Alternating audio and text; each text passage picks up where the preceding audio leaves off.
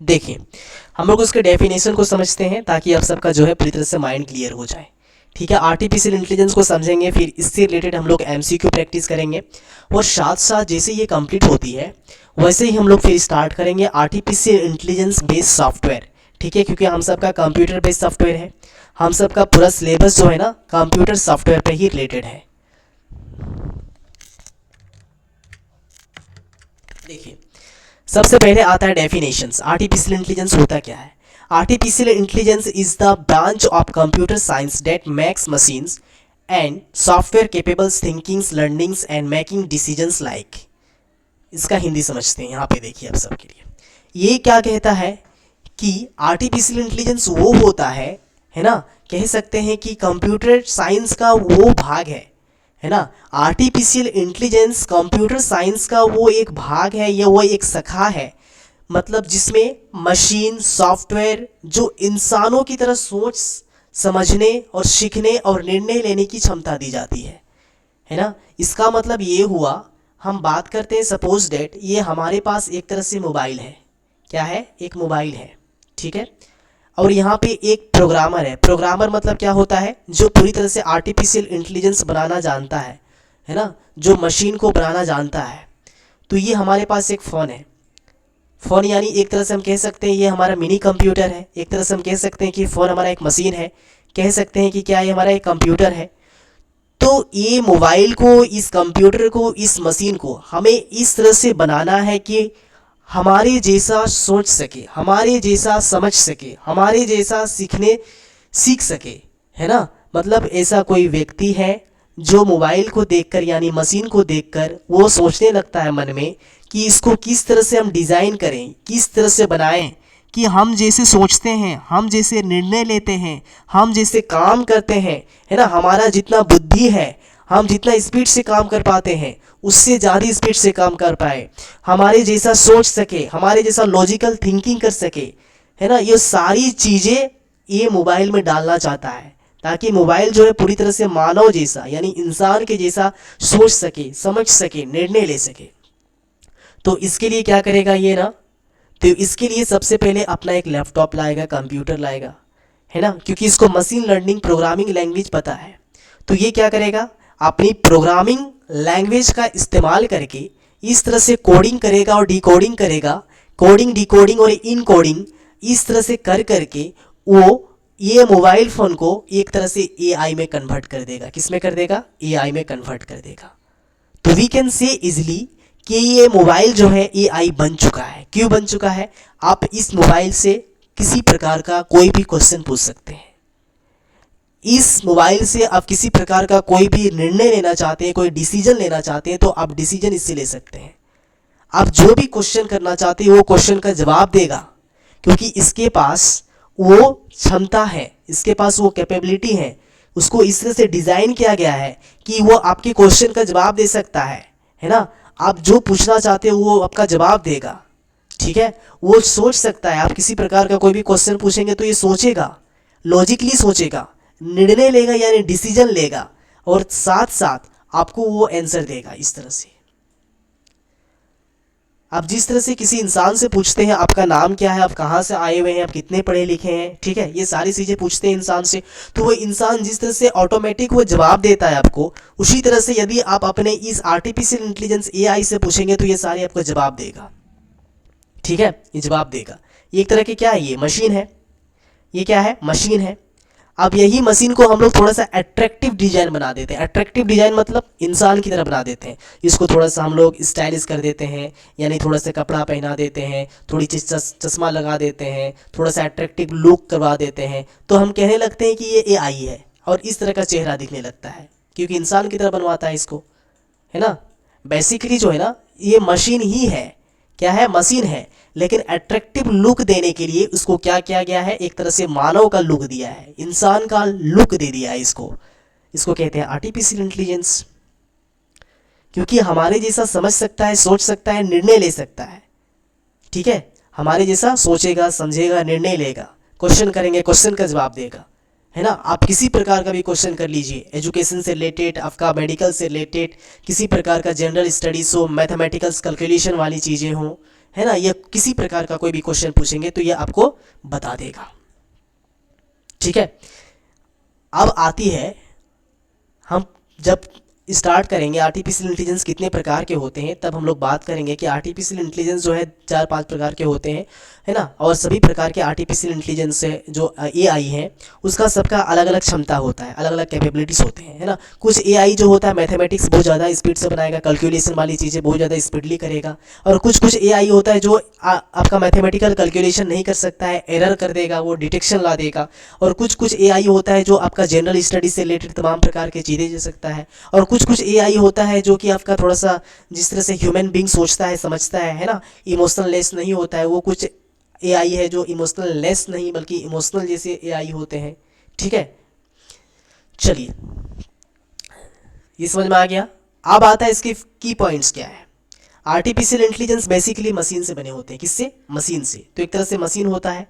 इसमें क्या क्षमता रहता है, कोई भी प्रॉब्लम को ये सॉल्व कर सकता है। इसके अंदर एक तरह का कोई भी लैंग्वेजेस यानी अंडरस्टैंडिंग लैंग्वेज होती है, यानी किसी भी लैंग्वेज से पूछ लीजिए, बंगाली से पूछिए, हिंदी से पूछिए, इंग्लिश से पूछिए, है ना, पंजाबी से पूछिए, हरियाणा से पूछिए, मराठी से पूछिए, ये सभी लैंग्वेज इसको आता है।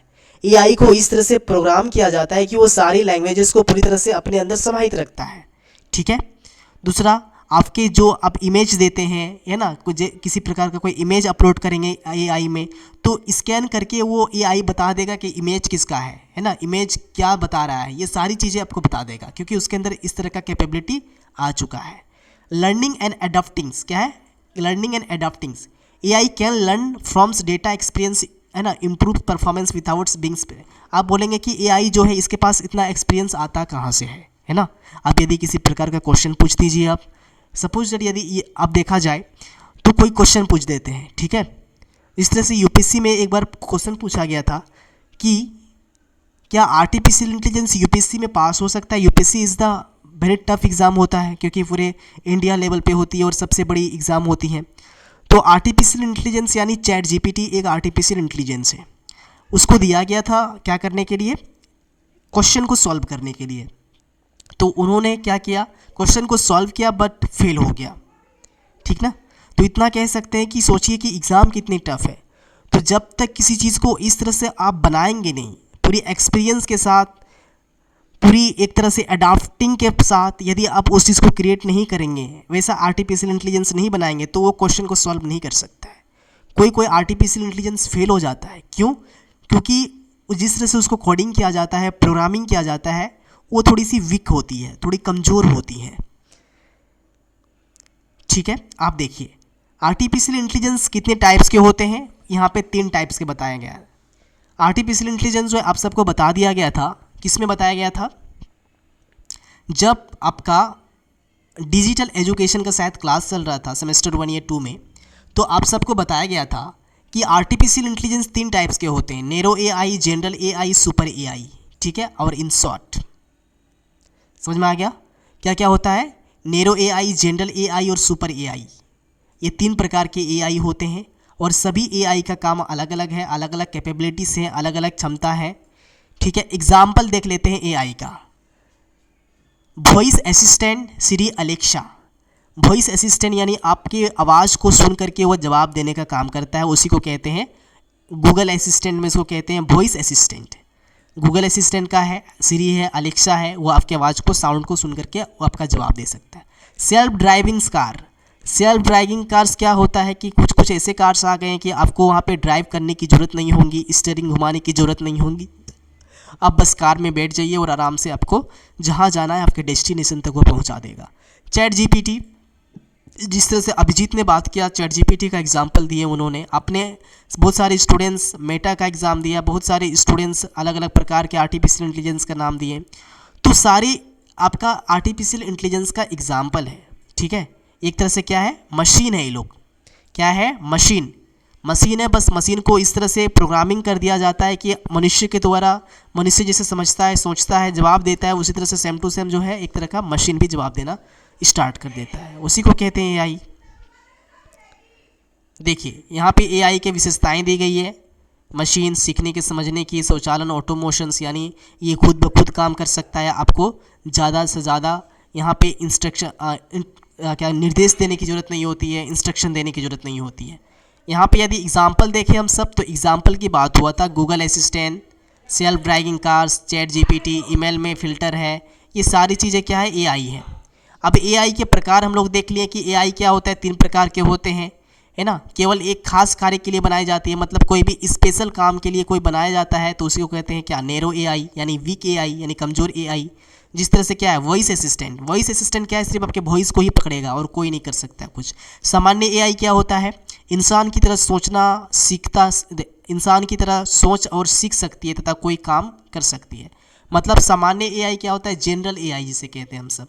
तो जनरल एआई ऐसा होता है जो इंसान की तरह सोचता है, समझता है, निर्णय लेता है। लेकिन अभी भी जो है सामान्य यानी जनरल एआई पे अभी भी क्या चल रहा है, रिसर्च चल रही है। शोध मतलब क्या होता है, रिसर्च। यानी अभी देखेंगे बहुत सारे एआई जो है इनोवेशन डेवलप में लगा हुआ है, ठीक है, इनोवेशन और डेवलप में लगा हुआ है। तो सभी कंपनीज जो है एआई जो है अपना बना रही है, सभी मशीन को एक तरह से सोचने समझने की, निर्णय लेने की शक्ति प्रोवाइड किया जा रहा है, और वो भी प्रोग्रामिंग के साथ, है ना। सभी एप्लीकेशन अब देखेंगे जितने भी है, व्हाट्सएप है, टेलीग्राम है, ट्विटर है, यूट्यूब है, जितने भी सारे एप्लीकेशन है, सभी एप्लीकेशन को इस तरह से प्रोग्रामिंग किया जा रहा है कि वो एक तरह से डिसीजन ले सके, सोचने समझने की कैपेबिलिटी हो सके। ये सारी चीज़ें ध्यान दे करके सभी एप्लीकेशन को, सॉफ्टवेयर को स्ट्रांग बनाने के लिए एआई जोड़ा जा रहा है। दूसरी सुपर एआई का बात करते हैं, तो इसका जो है ना, अभी सुपर एआई को लेकर किसी प्रकार का कोई डिसीजंस नहीं लिया गया है, लेकिन फ्यूचर टाइम में इसको लेकर बहुत सारे निर्णय लिया जा सकता है, बहुत सारे ऐसे डिसीजंस लिया जा सकता है। लेकिन अभी भी इस पर क्या चल रहा है, रिसर्च चल रहा है। लेकिन सुपर एआई जो है ना, ये बहुत ही ज़्यादा खतरा हो सकता है, क्योंकि इंसान से भी ज़्यादा हैं ये।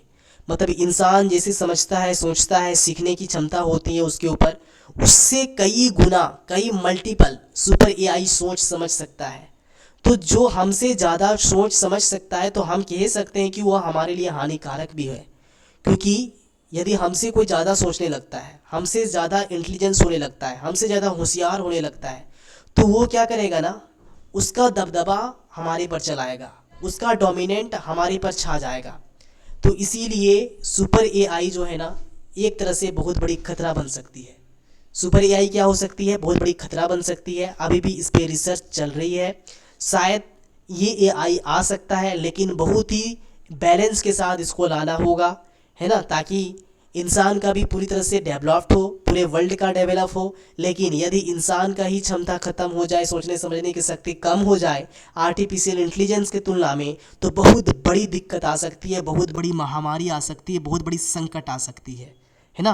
तो इसलिए सुपर एआई पे थोड़ा सा मुझे लगता है, हमारी संस्था की ओर से लगता है कि सुपर एआई को कम से कम अभी बैंड कर देना चाहिए, ठीक है। क्योंकि इंसान से यदि कोई ज़्यादा सोचने समझने लगता है तो बहुत बड़ी खतरा हो सकती है इंसान पर।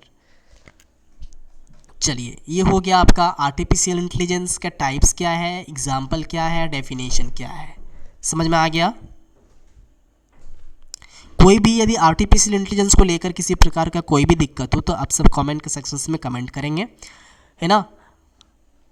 ये आर्टिफिशियल इंटेलिजेंस का एक पूरी तरह से बुक्स आता है ना। आप सब यदि आर्टिफिशियल इंटेलिजेंस में यदि आप इंटरेस्ट हैं, आर्टिफिशियल इंटेलिजेंस में यदि इंटरेस्ट है, तो एक बुक्स आप ले लेंगे, ठीक है। और साथ साथ यदि आपके पास अफोर्डेबल हो तो एक लैपटॉप भी रख लेंगे आप सब, है ना, ताकि आप लोग प्रोग्रामिंग करना सीख लें, है ना। प्रोग्रामिंग कैसे होता है, किसी प्रकार के लैंग्वेज को कैसे इस्तेमाल करते हैं, जावा, पाइथन, C++, है ना, जावा स्क्रिप्ट, ये सारी लैंग्वेज को किस तरह से इस्तेमाल किया जाता है, एआई कैसे बनता है ना, किसी भी मशीन को किस तरह से इंसान की तरह सोचने समझने की शक्ति प्रोवाइड की जाती है, किस तरह से प्रोग्रामिंग किया जाता है, किस तरह से क्या क्या कोडिंग किया जाता है, ये सारी चीज़ें सीखने समझने के लिए ना आपको कम से कम एक लैपटॉप चाहिए, है ना। लैपटॉप आपको रखना होगा, क्योंकि बिना लैपटॉप से कोई भी आप प्रोग्रामिंग नहीं कर सकते हैं। और दूसरी बात, आपके पास बुक्स होनी चाहिए। आर्टिफिशियल इंटेलिजेंस के लेकर क्या होना चाहिए, बुक्स होनी चाहिए, आपके पास नॉलेज होनी चाहिए, आपके पास कोर्सेज होनी चाहिए, ठीक है। आप सबका सिलेबस में एक दिया हुआ है ना। आप सब सिलेबस पढ़ रहे हैं कंप्यूटर सॉफ्टवेयर। कंप्यूटर सॉफ्टवेयर के अलावा आप लोग का और एक है, उस सॉफ्टवेयर आपका उस सब्जेक्ट का नाम है, सेक पेपर में ही है। सेक पेपर में 2 सब्जेक्ट है, याद रखिएगा आप सब। सेक पेपर में 2 सब्जेक्ट लाया गया है। सेमेस्टर 3 वाले स्टूडेंट्स आप लोग नोटिस करेंगे, सेक पेपर में 2 सब्जेक्ट हैं। वो है एक आपका कंप्यूटर सॉफ्टवेयर और एक है आपका प्रोग्रामिंग और आर्टिफिशियल इंटेलिजेंस। क्या है? एक है आपका कंप्यूटर सॉफ्टवेयर और सेकंड है आपका प्रोग्रामिंग एआई। ठीक है, चलिए।